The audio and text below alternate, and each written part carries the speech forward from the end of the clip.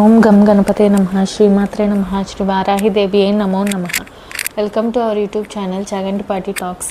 మహామహిమాన్వితమైన వైశాఖ మాసంలో వినవలసిన వైశాఖ పురాణం 9వ అధ్యాయము. సతీదేవి దేహత్యాగము. అంబరీష మహారాజుతో నారదిట్లు పలికెను.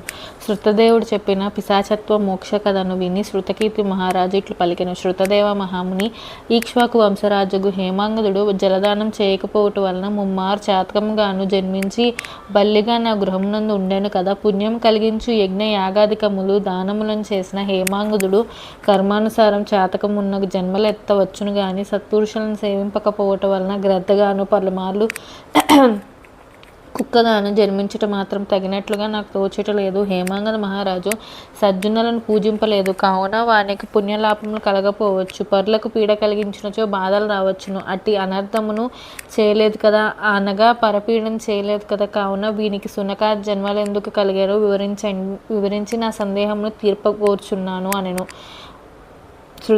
అని అడిగిన శృతకీర్తిని మెచ్చి శృతదేవుడు ఇట్లా చెప్పాను. రాజా వినుము. ఈ విషయంలో పార్వతికి శివుడు కైలాస శిఖరమును చెప్పిన విషయంను వినుము. భగవంతుడి లోకమునన్నిటిని సృష్టించను. వాని స్థితిని ఇహలోక సంబంధం పరలోక సంబంధం అని 2 విధములుగా నేర్పరచను. ఇహలోక సంబంధములుగా జలసేవ, అన్నసేవ, ఔషధ సేవ అని ఇహలోక స్థితికి 3 హేతువులు నేర్పరచను. ఇవి 3ను ఇహలోక స్థితికి సర్వలోకమునకు ముఖ్య హేతువులు. అట్లే పరలోక సుఖస్థితికి సాధు సేవ, విష్ణు సేవ, ధర్మ మార్గ సేవ అను 3ను ముఖ్య హేతువులు. ఇవి భగవంతుడు ఏర్పరిచిన విధానములని వేదములందు చెప్పబడి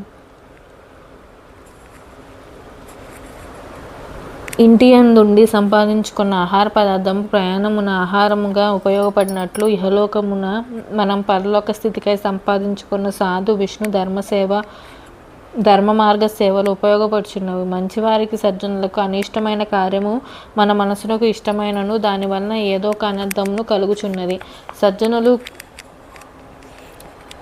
సజ్జనులకు అప్రియమైన మనకు ప్రియమైన దానిని చేసినచో తుదకు మనకు అనిష్టమే జరుగును. దీనిని వివరించుటకే ఉదాహరణగా అతి ప్రాచీనమైన ఇతివృత్తము వినుము. పార్వతి ఈ గత పాపములు పోగొట్టును వినువారికి ఆశ్చర్యము ఆనందమును కలిగించును. పూర్వము దక్ష ప్రజాపతి అపూర్వమగు యజ్ఞము చేయదలచి అంతకు పూర్వమే అతని కుమార్తెకు సతీదేవిని శివునికిచ్చి వివాహం చేసెను. అల్లుడైన శివుని యజ్ఞమునకు రమ్మని పిలుచుటకై కైలాసమునకు వచ్చెను. అట్లా వచ్చిన దక్ష ప్రజాపతిని చూసి, నేను దేవతలందరికీ గురువును, వేదములు వివరించు త్రికాల బాధితమైన వాడును. చంద్రుడు, ఇంద్రుడు మున్నగు దేవతలు నాకు కానుకలు తెచ్చువారు అనగా సేవక ప్రాయులు. ప్రజాపతులను ఒక్కడినైన దక్ష ప్రజాపతియు తనకు తెచ్చువారు అనగా పిల్లనిచ్చిన మామయ్య గౌరవార్హుడైనను పరాత్ముడనగు తాను ప్రజాపతుల్లో ఒకనిని చూసి లేచి గౌరవించుట వానికి శ్రేయస్కరం కాదు. యజమాని సేవకుని చూసి లేవరాదు, భర్త భార్యను చూసి లేవరాదు, గురువు శిష్యుని చూసి లేవరాదు అని శాస్త్రవేత్తల మాట కదా. దక్ష ప్రజాపతి పిల్లనిచ్చిన మామ అగుటిచ్చే పూజ్యుడే కానీ ఇచ్చటి పూజత్వము బంధుత్వమును బట్టి వచ్చినది అగుటిచ్చే. సర్వోన్నతుడు, సర్వోత్తముడు, దేవదేవుడు అగు తాను శివుడు లేచి నిలుచుండి గౌరవించుటే శిష్యుని చూసి గురువు లేచినట్లుగా, భార్యను చూసి భర్త లేచినట్లుగా, సేవకుని చూసి యజమాని లేచినట్లుగా ధర్మ విరుద్ధంగా ఉండును. కావున తాను లేచి నిలుచుండి గౌరవించుట దక్ష ప్రజాపతికి శ్రేయస్కరం కాదు. లేచినచో యజమానులు మున్నగువారు లేచి సేవకాదులను గౌరవించుట వంటిది. ఇట్లా చేయటం వలన సేవకాదుల ఆయు, ధనము, కీర్తి, సంతతి మున్నగు వెంటనే నశించడం తలచి పరమేశ్వరుడు మామయుగు దక్ష ప్రజాపతి వచ్చినను మామగారుగా పూజ్యుడైనను దక్షుని శ్రేయస్సును కోరి లేవలేదు. కానీ పరమేశ్వరు అంతటి వాని ఆలోచనా శక్తిని, ఔన్నత్యమును గమనింపజాలని దక్ష ప్రజాపతి ధర్మ సూక్ష్మమును గమనింపలేక అల్లుడు తనను గౌరవింపలేదని శివునిపై కోపం తెచ్చుకొను. కోపము, ఉద్రేకమును ఆపుకొనజాలని అతడు శివుని ఎదుటనే ఇట్లా, ఓహో ఇంత గర్వము, ఓహోహో ఏమి ఈ గర్వము, దరిద్రుడు తనను తాను తెలుసుకొనజాలని అవివేకి ఈ శివుడు, ఇతనికి తనకంటే మాన్యుడను వివేకం లేని అవివేకి ఈ శివుడు, ఇతడెంత భాగ్యవంతుడో కదా. ఈశ్వరుడని పదమును ఐశ్వర్యమును కలిగి ఉన్నాడు. ఇతని ఐశ్వర్యం ఎంతో గొప్పది కదా, వయస్సు ఎంతయో తెలియదు. శుష్కించిన ఒక్క ఎద్దుని వీని ఐశ్వర్యము. పాపము కపాలము ఎముకలను ధరించి వేదబాహుయులనగు పాషాండుల చేత పూజించబడివాడు. ఇతడు వృద్ధ అహంకారుల దైవము. ఇట్టివాడిచ్చు మంగళమేమి ఉండును. లోకములు శాస్త్రము లోకములు చర్మాధరణమును అంగీకరింపవు. దరిద్రుడై చలికి బాధపడుచు ఇతడు అపవిత్రముగా గజచర్మము ధరించును. నివాసము శ్మశానము, అలంకారం సర్పము. ఇది ఇతని ఐశ్వర్యము. ఇతడు ఈశ్వరుడు. పేరు శివుడు. శబ్దార్థము నక్క. ఆ నక్క తోడేలను చూసి పారిపోవును. శివ అను శబ్దమే వీని ధైర్యమును వివరించును. సర్వజ్ఞుడను పేరు గలదు, కానీ మామను చూసి నమస్కరింపవలి అన్న జ్ఞానము లేని అజ్ఞాని. భూతములు ప్రేతములు పిశాచములు వీని పరివారము. ఆ పరివారం ఎప్పుడూ విడవడు. వీని కులమేమియో తెలియదు. మరియు ఇతడు పరమేశ్వరుడు. సజ్జనులు ఇతన్ని దైవముగా అంగీకరింపరు. దురాత్ముడగు నారదుడు వచ్చి చెప్పగా విని, నేను ఇతనికి నా కుమార్తెయగు సతీదేవినిచ్చి మోసపోతిని.